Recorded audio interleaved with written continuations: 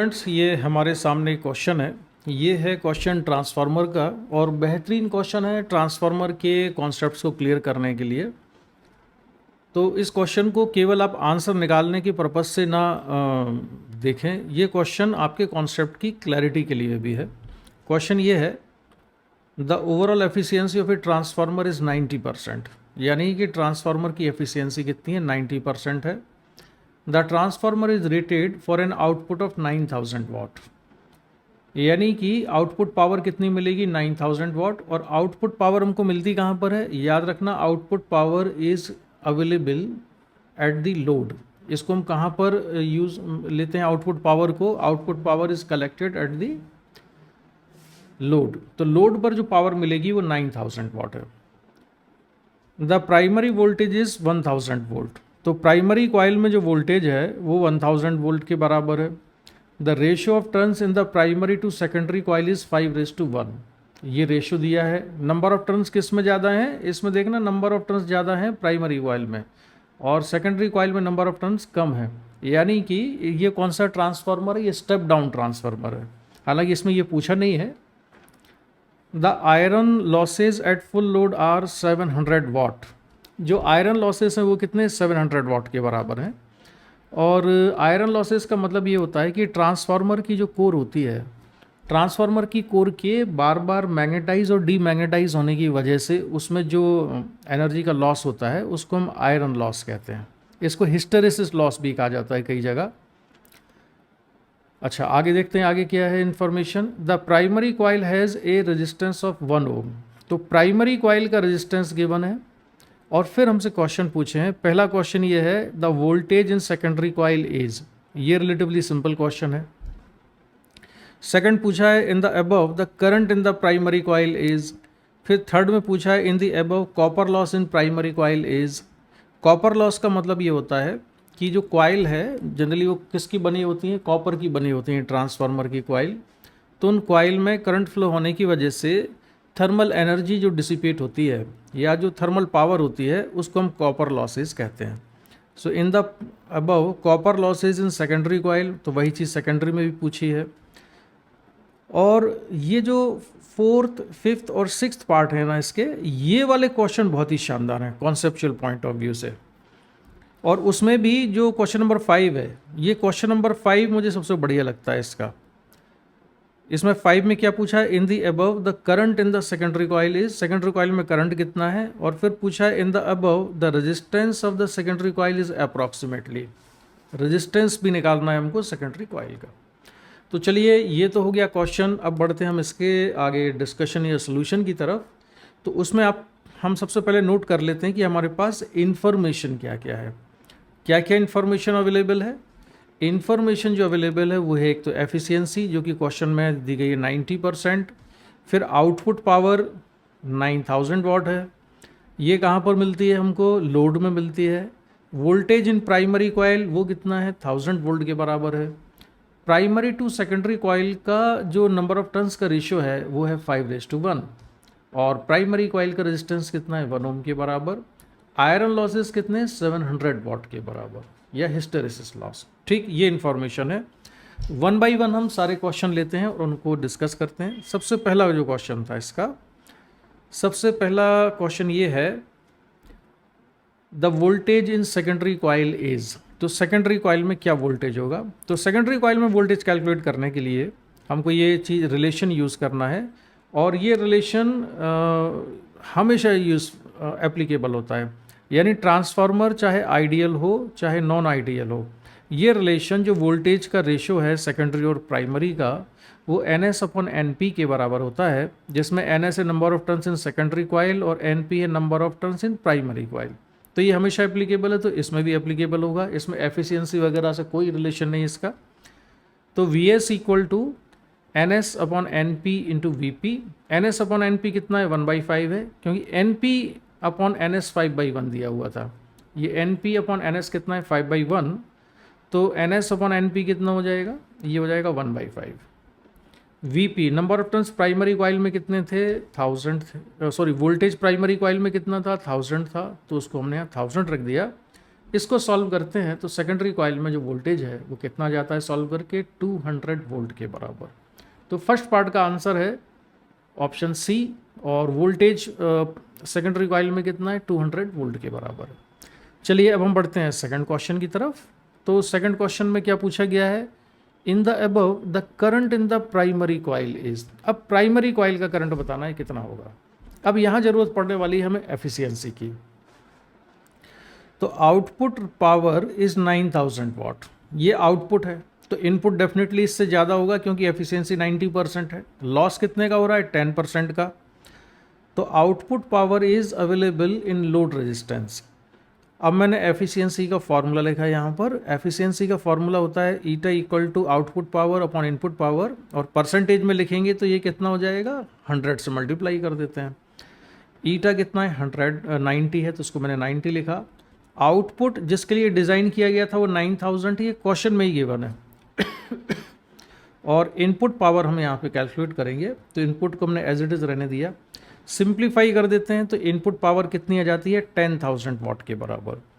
So input power is 10,000 वाट, और power को हम कैसे लिख सकते हैं Vp इंटू IP, यानी कि voltage in primary current in primary coil equal to 10,000। Primary coil में जो वोल्टेज है 1000 volt, it is already given in the question. So we get IP equal to 10 ampere. So this is the value of current in primary coil, it is 10 ampere.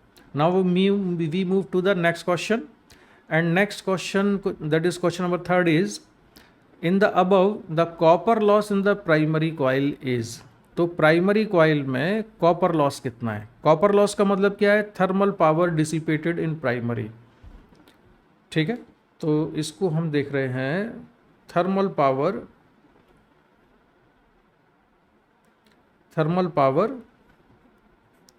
Dissipated in primary coil is. तो अब इसमें हम कौन सा formula use कर सकते हैं, इसमें हम फॉर्मूला लगा सकते हैं IP square into RP। Primary coil का करंट कितना है IP है, और उसमें रेजिस्टेंस कितना है RP के बराबर है। प्राइमरी कॉइल में करंट की वैल्यू कितनी निकाली अभी हमने 10 एम्पियर के बराबर, तो 10 का स्क्वायर, और ये रेजिस्टेंस इसमें क्वेश्चन में ऑलरेडी गिवन था 1 ओम। सिंप्लीफाई करने पर 100 वाट आ जाता है। तो थर्ड पार्ट भी बढ़िया सॉल्व हो गया, और यहाँ तक हमें कोई दिक्कत नहीं आई, कोई एक्स्ट्रा ब्रेन नहीं लगा हमारा, और हमने सॉल्व कर लिया इसको 100 वाट। हालांकि ये वाला जो पार्ट है इसमें आप कह सकते हो कि थोड़ा हमको सोचना पड़ा प्राइमरी करंट को निकालने के लिए। अब आते हैं फोर्थ पार्ट पर, और ये एक बढ़िया पार्ट है इसका, अच्छा क्वेश्चन है ये। इसमें पूछा है in the above copper losses in the secondary coil is. तो प्राइमरी कॉइल में कॉपर लॉस कितना आया है 100 वाट। कॉपर लॉस क्या होता है, कॉपर लॉस होता है कि कॉइल में जो करंट फ्लो हो रहा है उस करंट की वजह से जो हीट डेवलप होगी वो डिसिपेटेड हीट, यानी कि एनर्जी डिसिपेटेड पर सेकंड निकालना है। So that is 100 watt in primary coil. अब आ जाते हैं हम जो क्वेश्चन में पूछा गया है उस पर, सेकेंडरी कॉइल पर, यानी कि क्वेश्चन नंबर 4 पर। इसमें क्या हो रहा है, कॉपर लॉस। अब इसे कैलकुलेट करने के लिए जो चीज़ हम यहाँ लिखने वाले हैं उसको ध्यान से समझना।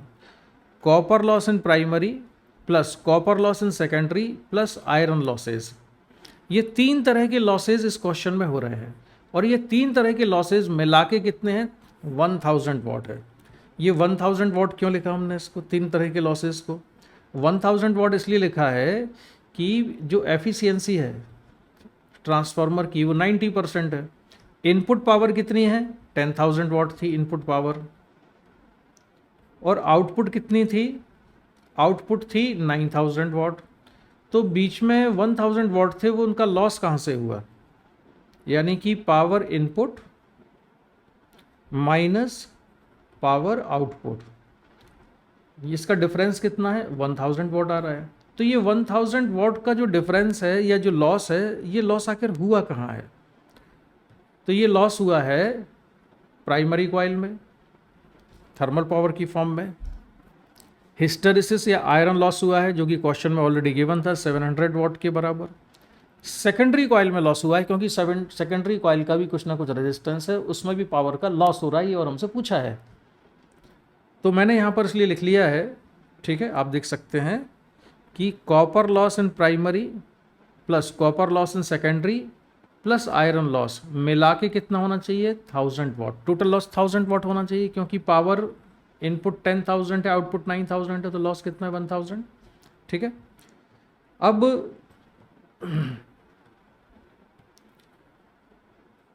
कॉपर लॉस प्राइमरी में 100 है, सेकेंडरी कॉइल में हमने मान लिया कितना है एच एस है। पावर लॉस कितना है एच एस से रिप्रेजेंट कर रहा हूँ मैं, और आयरन लॉस कितना है 700, ये हमने 700 लिख लिया। ये मिला के कितना होगा 1000, तो एच एस की वैल्यू कितनी जाती है 200 watt. And this is the answer of the question number 4।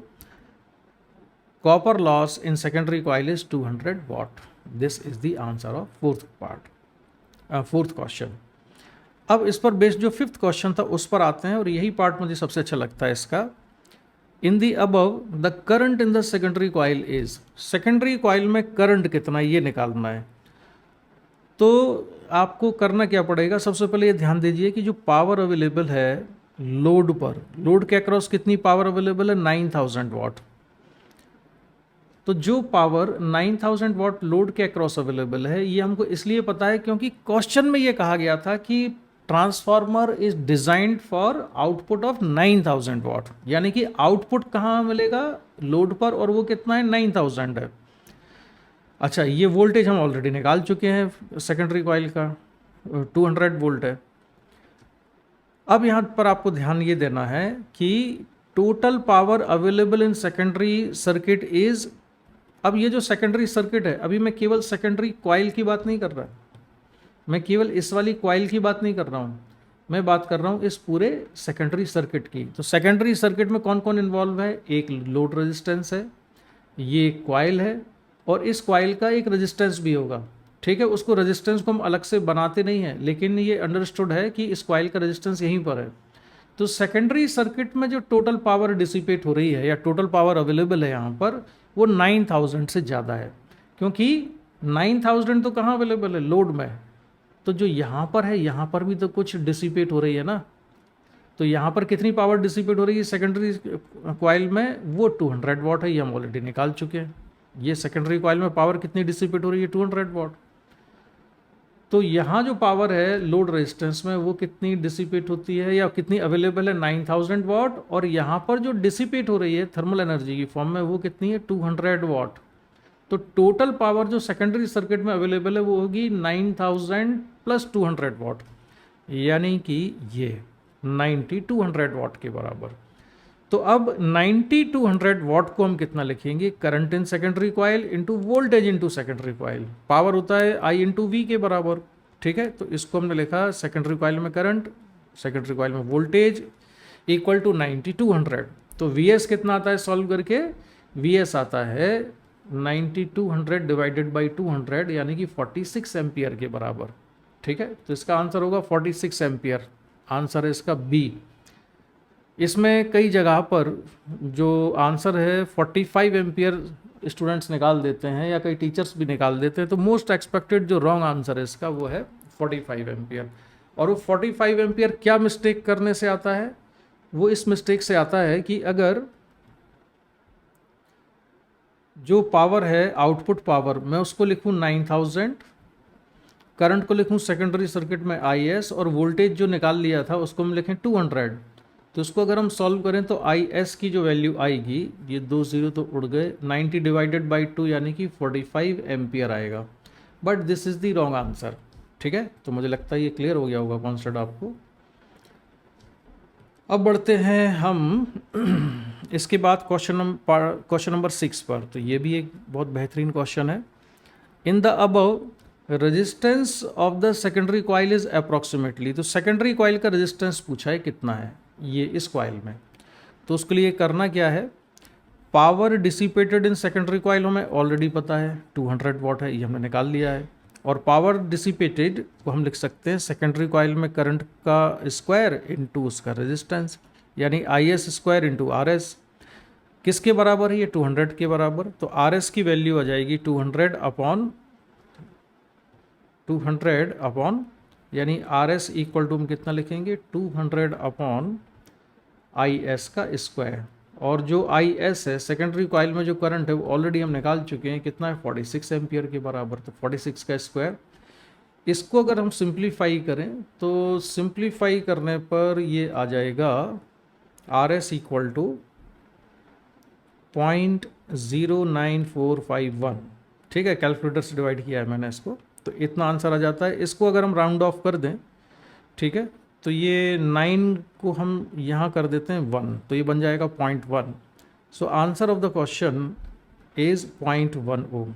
तो सेकेंडरी कॉइल का जो रेजिस्टेंस है वो 0.1 ओम के बराबर है, राइट। तो इसका आंसर कौन सा हुआ?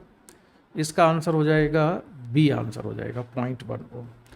तो एक तरह से हमने 6 क्वेश्चन सॉल्व कर लिए हैं ट्रांसफार्मर पर, और सभी क्वेश्चन बहुत बढ़िया थे। और इसमें भी जो लास्ट के 3 क्वेश्चंस हैं, वो जो क्वेश्चंस पूछे गए हैं, ये वाले क्वेश्चन मुझे सबसे अच्छे लगते हैं। और इन 3 में भी मुझे सबसे बढ़िया जो क्वेश्चन लगता है वो क्वेश्चन नंबर 5 है। इन the above the current in the secondary coil is, जिसका आंसर 46 एम्पियर है, लेकिन मोस्ट एक्सपेक्टेड रॉन्ग आंसर जो है वो 45 एम्पियर, जिसमें मैक्सिमम लोग मिस्टेक करते हैं। ठीक है स्टूडेंट्स, तो एक बेहतरीन क्वेश्चन था ट्रांसफार्मर पर। मुझे लगता है कि इससे आपके कॉन्सेप्ट काफ़ी क्लियर होंगे। इसी के साथ मैं इसका डिस्कशन यहाँ पर कंप्लीट करता हूँ। Bye bye.